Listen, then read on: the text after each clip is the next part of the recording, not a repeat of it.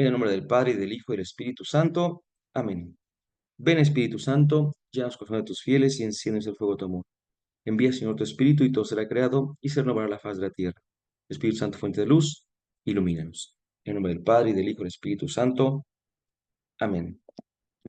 El tema de la cruz en particular y de todo lo que acontece en torno a ella de nuestro Señor Jesucristo es uno que nos une y a veces nos divide también con muchos.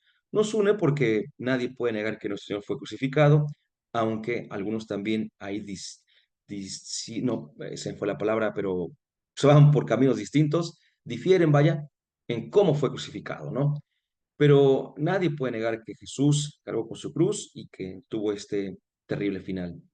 Algunos, por ejemplo, podrán ver mayor o menor valor o incluso una espiritualidad, incluso en esta forma de dar la vida por nosotros.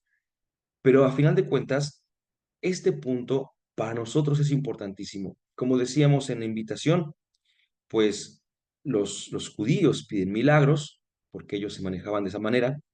Los griegos piden razonamiento, pero nosotros, decía San Pablo, anunciamos la estulticia, que se puede traducir como la estupidez, la tontería de la cruz.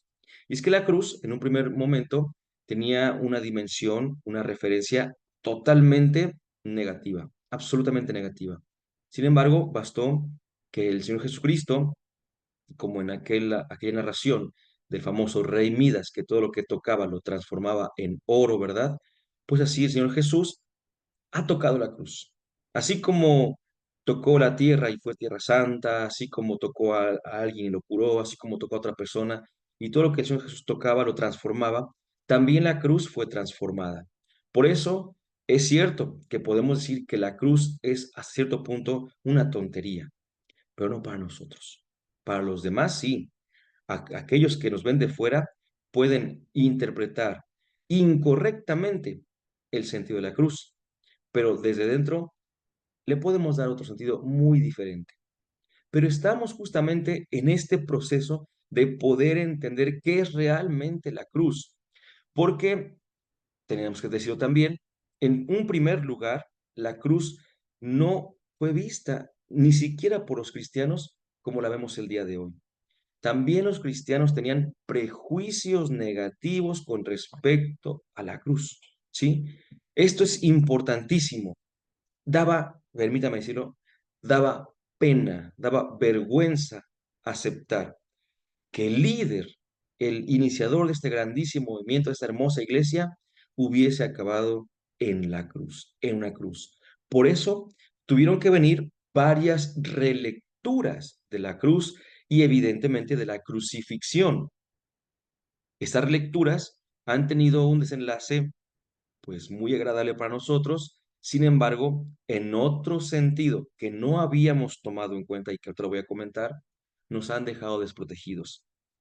En el sentido teológico, hemos alcanzado, como dicen por ahí, hemos tocado el cielo con la punta de los dedos cuando hacemos una lectura teológica de la cruz. Es una belleza la cruz, es una belleza. Pero en el sentido histórico, hemos quedado muy, muy desprotegidos. No sé si ustedes se han preguntado, por ejemplo, por poner un caso, ¿no? Esos diálogos que tuvo Jesús, preferentemente con Pilato, pero también con algunos otros, estando encerrados en el pretorio, por ejemplo, estando en algún cuarto, sin ningún discípulo de Jesús, ¿cómo es que saben todo lo que hablaron? ¿Cómo es que tienen los evangelios una narración tan extensa del diálogo de Jesús con Pilato, por ejemplo? ¿Cómo es que saben que llegó la mujer de Pilato a decir que había soñado con Jesús y todo eso? ¿Cómo es que sabe tantas cosas?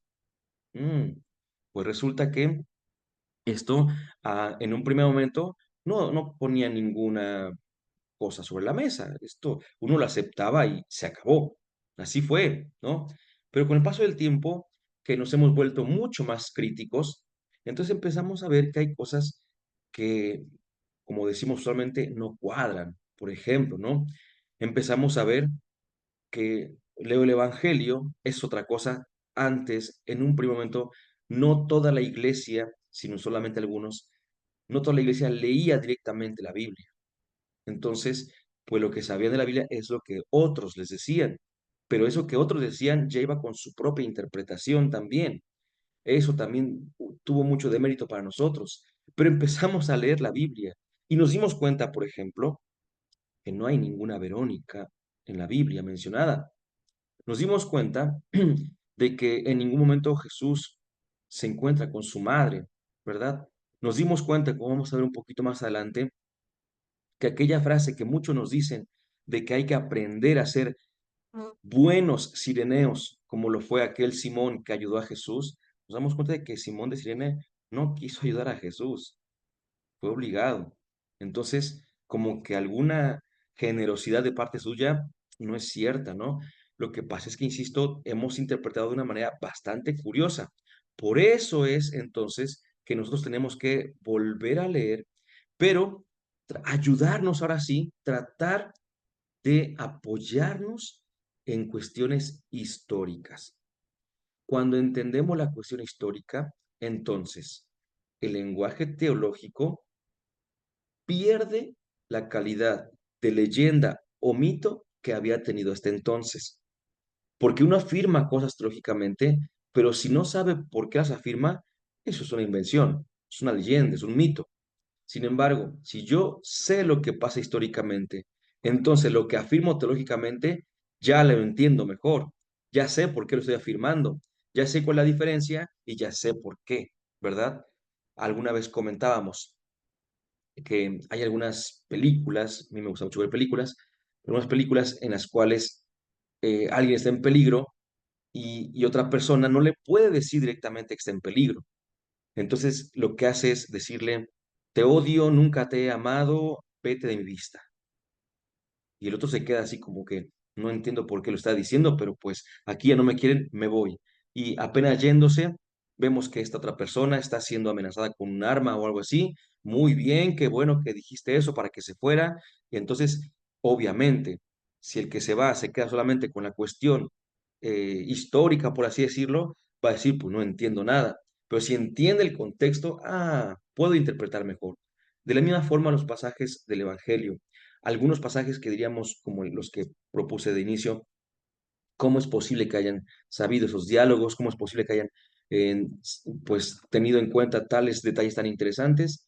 A veces tenemos que ver que son afirmaciones teológicas y por ello es que tenemos que apoyarnos un poquito en la historia. De ahí pues que, como decíamos un poquito antes de entrar a tema, vamos a ver algún libro que, bueno, basamos el discurso un poquito en cuestiones de la historia, en este caso de los romanos, un poquito de la vida de Jesús, un buen libro de Francisco Varo, Rabí Jesús de Nazaret, de Labac. Otro texto de Labac muy bueno, lo recomiendo ampliamente, se llama Sobre la pasión de Cristo. Sobre la pasión de Cristo, Francisco de Mier. Y un libro que lo recomiendo, yo sí lo recomiendo, aunque debo decir es que dentro de la iglesia tuvo bastante resistencia. Otro día tenemos que contar qué es lo que pasó realmente, pero este libro de José Antonio Pagola, Jesús, aproximación histórica. Mm, Podríamos decir, eso sí lo podemos anticipar, que no hay errores en este libro. Y alguien puede decir, es que yo escuché, otro hablamos todo eso. Pero es un libro que sí podemos leer y más porque tiene ese tinte que va a lo histórico, además de algunos otros textos que hemos por ahí ya mencionado en otros cursos. Empecemos entonces. Primero, la cruz como castigo de los romanos. Para hablar de la cruz, cualquiera que el día de hoy diga cruz, entiende al cristianismo y entiende a Jesús crucificado. Por ahí, alguno que otro, en algún momento, me ha tocado ver y es muy interesante, hace el descubrimiento de su vida. Tenemos que decirlo, no es el descubrimiento de la historia, pero para esa persona es el descubrimiento de su vida. A lo mejor voy a poner un caso muy concreto, muy nuestro, aquí en Jalapa, donde somos, hay un callejón en el centro de la ciudad que se llama el Callejón del Diamante, y ahí venden artesanías. Pues alguna vez, eh, caminando por ahí, por este callejón, vi algunas cruces, pero no todas eran iguales. Alguna cruz, por ejemplo, era la pura crucecita así normal, otra tenía el Padre Nuestro escrito ahí dentro y demás, pero había una cruz bastante interesante que arriba tenía como un ojo, por así decirlo, o que tiene algunas otras terminaciones y demás. Y pues por ahí preguntando, no, pues es que la cruz egipcia y la cruz no sé cuál, y algunas veces hasta la esvástica sale, ¿verdad? A relucir. Y nos dicen, bueno, es que ustedes, los cristianos, creen mucho en Jesús y en la cruz, pero a que no sabían que la cruz no es un invento de los cristianos, sino, bueno, a ver, vamos por partes. A ver, a lo mejor has hecho el descubrimiento de tu vida. A lo mejor tú te enteraste el día de hoy que la cruz no es un invento ni un símbolo cristiano. No, no lo es. Para nada, no es, nunca afirmamos eso. Afirmamos que Jesucristo, nuestro Señor, murió crucificado. Pero es que tú tienes una cruz colgando en tu pecho. Sí, la cruz que me hace recordar justamente a Cristo crucificado y a su amor y su entrega por nosotros. Pero no estoy para nada tratando de recordar dioses egipcios u orientales o de ningún estilo, ni nada por ahí, ¿no? Es que tenemos que entender esto. Vamos por partes. La humanidad tiene una dicotomía interna. Es decir, la humanidad jala para dos lados. No es por naturaleza, hoy lo sabemos, pero sabemos que por un lado jala para el bien y por otro jala para el mal. Curiosamente, el ser humano anhela el bien, por supuesto, rechaza el mal. Pero como dijo por ahí ya un pensador cristiano, San Pablo decía, hago el bien, el mal que no quiero y el bien que quiero no lo puedo hacer. Es decir, hay como que una fuerza, una tensión interna que no nos deja en paz y a veces justamente gana el mal. Cuando el mal gana, en ese sentido, esas famosas batallas, decimos, no es lo mismo una batalla que una guerra, pero el mal sí nos ha ganado varias batallas, honestamente. Entonces, la violencia surge y surge la deshumanización y surge el desprecio incluso por los demás seres humanos. Actualmente que hay una batalla, permítame decirlo así, vana, infértil, no general, pero sí ya cada vez un poquito más numerosa, una batalla entre hombres y mujeres. ¿Cómo puede ser eso? Si hemos sido creados para la complementariedad, para la felicidad, para una realización mutua, y hoy andamos peleando los hombres contra mujeres, pero bueno.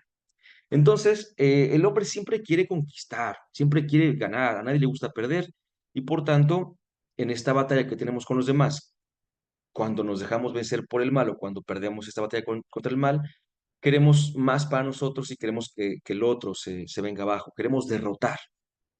Y en ese tratar de derrotar, pues obviamente que existen muchas formas de hacerlo, formas a veces podríamos llamarle legales, ¿verdad? No en el sentido del derecho como tal, sino en el sentido de no hacer trampa, nada más, muy básico, ¿no? Y formas de ganar que no son tan legales, ¿no? Hay algunas formas que podríamos llamar a cierto punto naturales y otras artificiales en las cuales hemos hecho cada cosa. Y todo eso lo digo porque en la antigüedad, desde siempre, claro, el ser humano, insisto, ha habitado en algún lugar o en algunos lugares, pero siempre se ha visto en la necesidad, alguna vez podremos entender esa necesidad, se ha visto la necesidad de entrar en conflicto con otros pueblos. Y en ese entrar en conflicto con otros pueblos, pues evidente, hacen uso de todo lo que pueden para poder ganar, para poder conquistar. Se forman los grandes imperios, sabemos que ha habido muchos imperios en nuestra humanidad. Nosotros, por nuestra parte, la famosa cultura occidental, casi siempre nos limitamos a hablar de Grecia y de Roma, aunque ya hemos dicho que Grecia no fue un imperio como tal, pero pues para la práctica fungió como tal, impresionantemente grande, eh, porque Grecia y Roma son las bases, son pilares de la cultura occidental.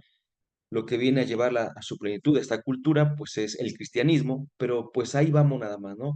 Pero obviamente ha habido muchos más imperios. En la misma Biblia encontramos que el imperio asirio, que el imperio babilónico y todos estos, y pues escuchamos también de los egipcios, de los chinos, tantas cosas, ¿no?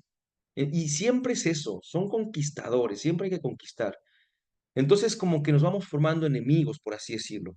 Y al enemigo se le trata como tal. Al enemigo no se le tiene esa como que ternura, ese cariño. Al enemigo se le trata como enemigo.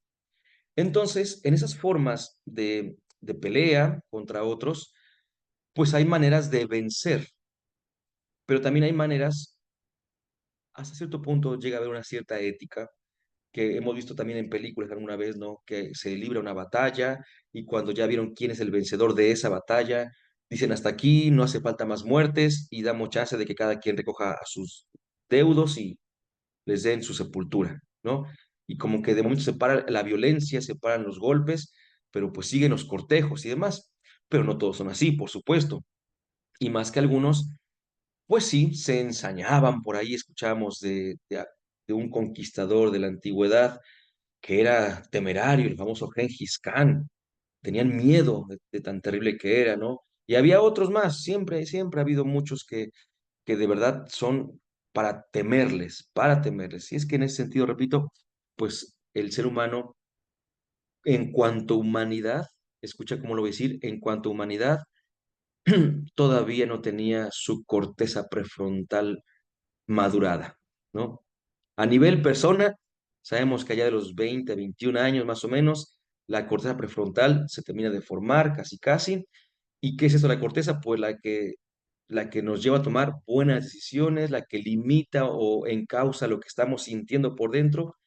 Por eso es que mientras no la tenemos formada, madurada, pues explotamos de mil maneras, ¿no? Y por tanto, justamente, en cuanto a humanidad, ha habido un tiempo bárbaro, bárbaro, bárbaro. Actualmente lo sigue habiendo, por supuesto, ¿no? Pero es cosa de otro estudio. Todo esto lo digo porque hubo varios pueblos en Oriente que ideaban castigos para sus enemigos también. Y dentro de todos estos pueblos se inventó un castigo que siempre fue mal visto.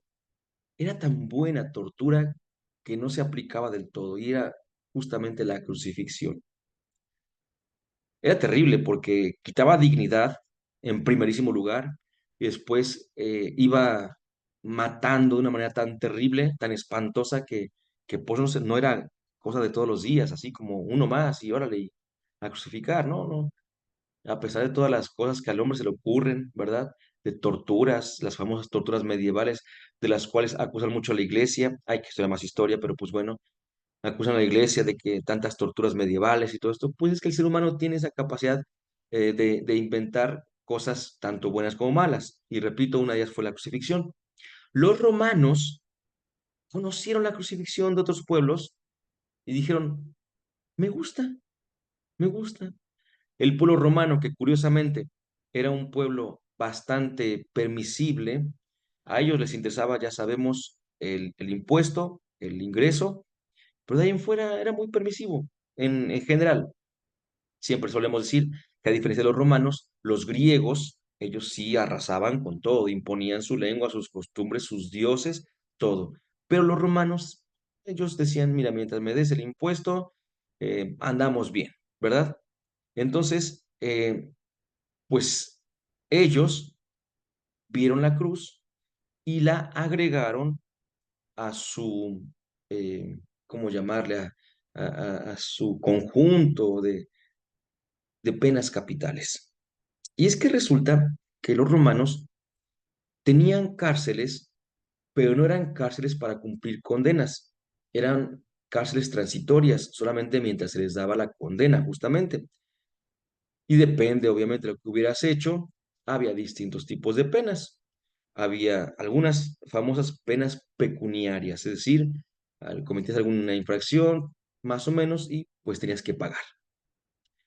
Había otras penas en las cuales, pues, por ejemplo, te mandaban a trabajos forzados, ¿no? Ahí a picar piedra, como decimos, y algunas cosas. Pero cuando se trataba, y eso es importante, de una pena capital, los romanos se lucían. Decían, vamos a ver cómo hacemos. Y es que a ellos lo que les podía mucho, si la religión a ellos no les interesaba, no lo vean como una cuestión peligrosa para ellos aceptaban los dioses que fueran. Si la cuestión civil, por así decirlo, sus costumbres, vaya su lengua y demás, no les afectaba, entonces, ¿qué les afectaba? Pues obviamente que no cumplían con el impuesto, como decíamos, y esto se hacía de alguna manera rebelándose contra el imperio. Es cuando surgía por ahí una revuelta, algunos agitadores que decían que no había que pagar los impuestos y todo esto, pues obviamente que dijeron, aquí hay que acabar con este mal, y como saben, algunos dicen, hay que acabar de raíz con este mal, ¿verdad? ¿Y cómo se acaba de raíz? Pues obviamente cortando las cabezas, como dicen por ahí. Curioso, ¿no? De la raíz a la cabeza, pero bueno. Cortando con la base, si queremos ver de otra manera, la idea es que esta revuelta no siga adelante. Y no solamente queremos que esta revuelta no siga adelante, queremos que más adelante a nadie se le ocurra hacer otra revuelta. Por eso el castigo que le vamos a dar a estos debe ser ejemplar, para que no se les ocurra hacer lo que éste hizo o lo que estos hicieron, un castigo ejemplar, y de esta manera van a ver si siguen haciendo sus revoluciones, por así decirlo, ¿no? Y entonces tenían algunas formas de matar. Una de ellas, por ejemplo, para los ciudadanos romanos, era la menos fea, por así decirlo, era la decapitación. Entonces ahí era algo, decían, no es que fuera indoloro y rápido, como se suele pensar, sino que causaba menos dolor y era más rápido que las otras, pero no siempre, porque a veces pues no tenía sus espadas tan afiladas como para que de un solo tajo la cabeza se cortara, ¿no? Pues a veces sí tiene que darle un par de golpes más para que pasara todo eso, y ya desde ahí ya estoy sintiendo, uf, terrible, ¿no? Había otras formas, por ejemplo, los echaban a las bestias, a los leones, para que los leones se divirtieran con ellos, ¿verdad? Por supuesto. Los echaban con los gladiadores, y los gladiadores, pues obviamente era gente preparada toda su vida para pelear, y el otro pues era por ahí un cualquiera que apenas si podía agarrar algo para defenderse, y le daban una espada.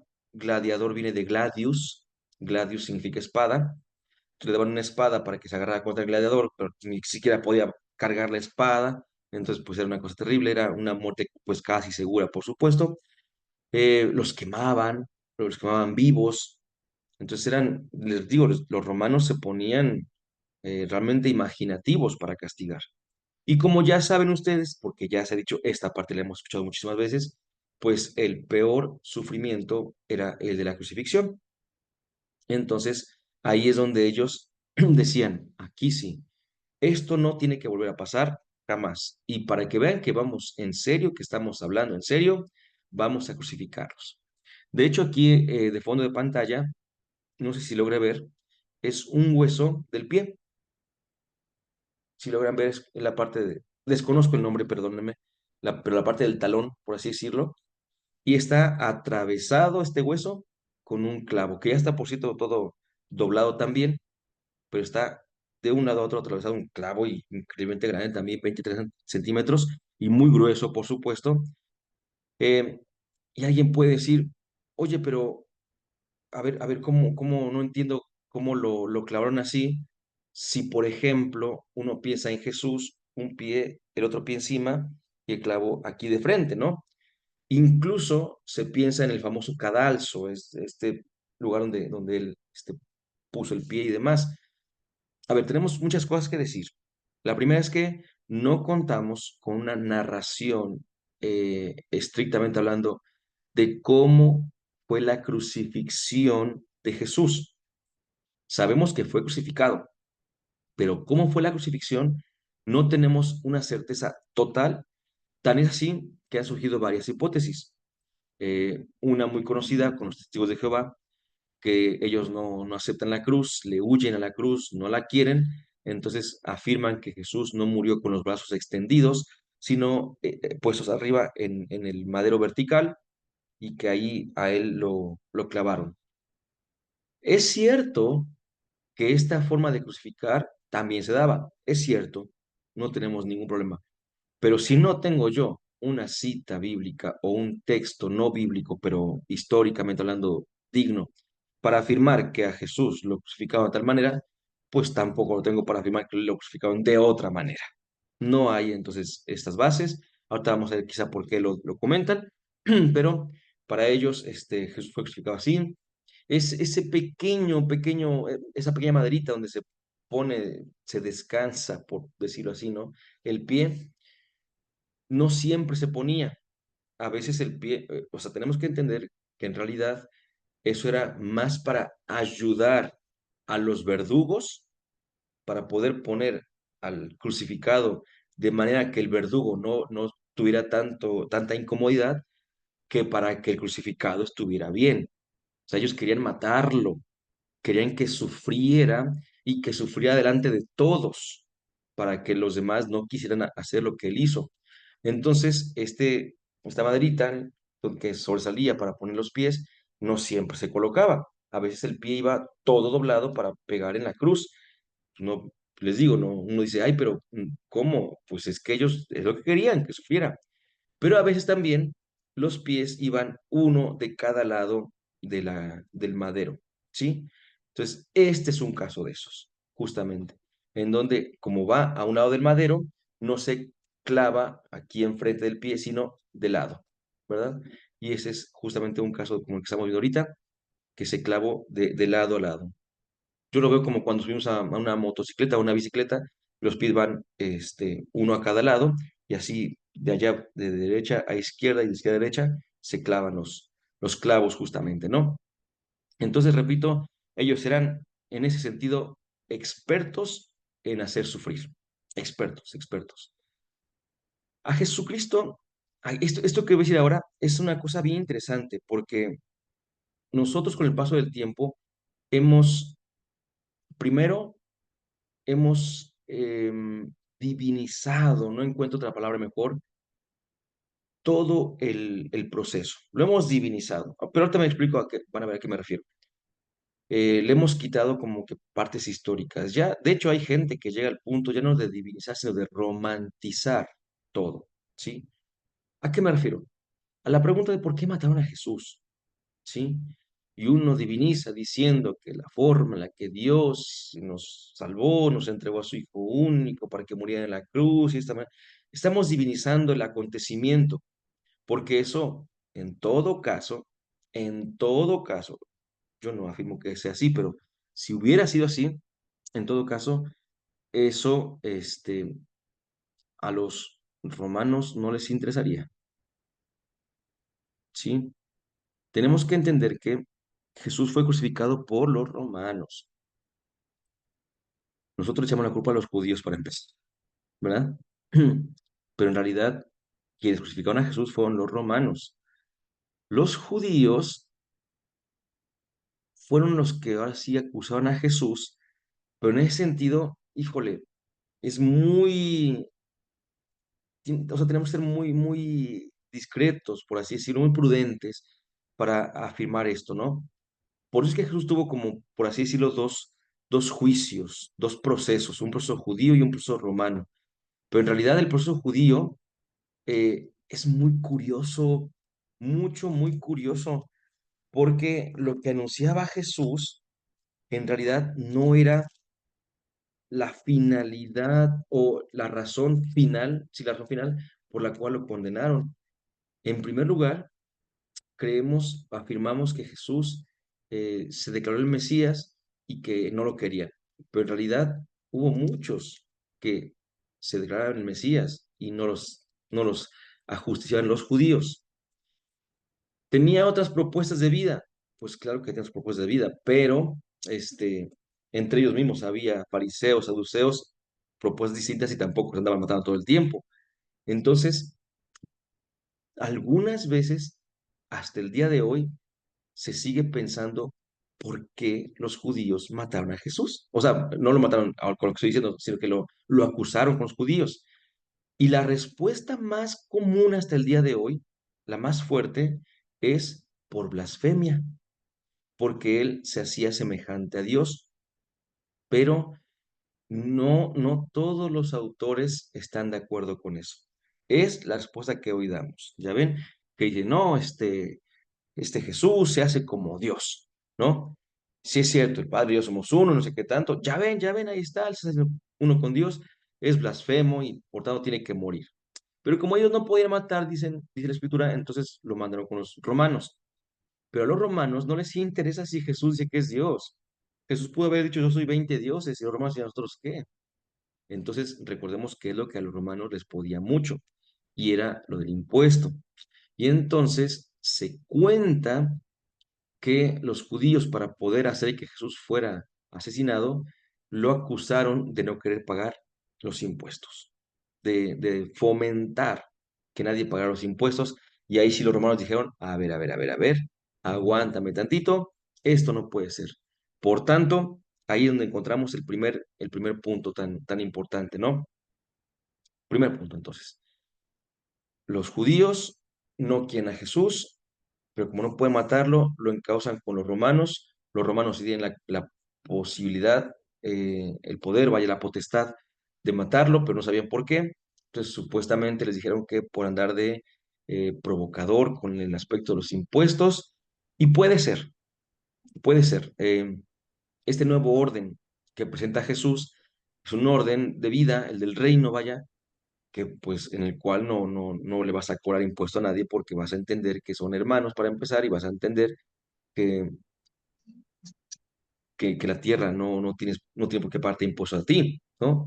Es una cosa que dicen algunos, ¿por qué cobraron impuesto? Pues porque se ocurrió, pero nada que ver con lo que es realmente.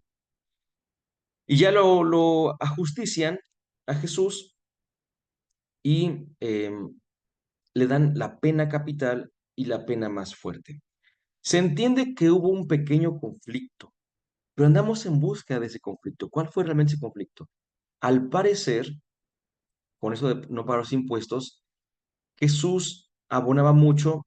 Hay un texto muy conocido por todos, lo decimos todo el tiempo, y que es, hay que pagar los impuestos, a Dios de lo que es de Dios, a César lo que es del César, y parecía que Jesús se quiere zafar de esa pregunta. En realidad, en la mentalidad de los judíos, Jesús está diciendo, no paguen impuestos. ¿Por qué? Porque la tierra es de Dios. Dale a Dios lo que es de Dios y al César lo que es del César significaría, no hay que pagar impuestos porque la tierra es de Dios. Entonces ahí sería directo. Y el último de los episodios de la vida pública de Jesús es el de la expulsión de los vendedores del templo. Ese es el detonante ya para que él sea ajusticiado. Es un tema muy bonito, muy amplio, no lo vamos a decir ahora, pero entendamos pues que está ahí de frente para decir que Jesús está ya a punto de ser condenado, ¿sale? Eh, lo azotan, o como dice Francisco de Mier, dice, hay tres momentos, a ver cómo le voy a poner aquí, los tres complementos del proceso. Primero, la flagelación. Segundo, eh, la presentación de Jesús como el ecce homo. Y el tercer momento es el encuentro con Herodes. Si no me equivoco, son los tres puntos que maneja Francisco de Mier, que son los que siguen a este punto del castigo. Pero bueno, ahí está. Lo tenemos en las copias, así que lo podemos leer a partir de la página, les digo rápidamente, página 259 de Sobre la Pasión de Cristo, de Francisco de Mier. Ahí está, dice los tres complementos. Esta escena, según el Evangelio, lleva consigo tres complementos: la flagelación, el ecce homo y el encuentro intermedio con Herodes. Sacrificando algo del orden en que los acontecimientos se desarrollaron, colocamos aquí esos tres complementos para saltar el valor de cada uno de ellos, que solamente descubrimos bien dentro del conjunto. Es decir, se entienden únicamente en este contexto, ¿sí? Fuera de esto no hay mucho. Y bueno, pues es condenado, aquí haciendo como que una alusión, algo que después vamos a tratar de decir que no, pero bueno, al Via Crucis. Si ustedes recuerdan, la primera estación, Jesús condenado a muerte, y a partir de allí empieza el famoso Via Crucis o Via Crucis, que es el camino de la cruz. Esto es pura introducción de la crucifixión. Lo que nos interesa es justamente este camino de la cruz, y vamos a hablar justamente de este camino, de las caídas que se nos narran en el Via Crucis tradicional y de algunos encuentros que tuvo Jesús o desencuentros. Pero eso lo vamos a ver en un segundo momento.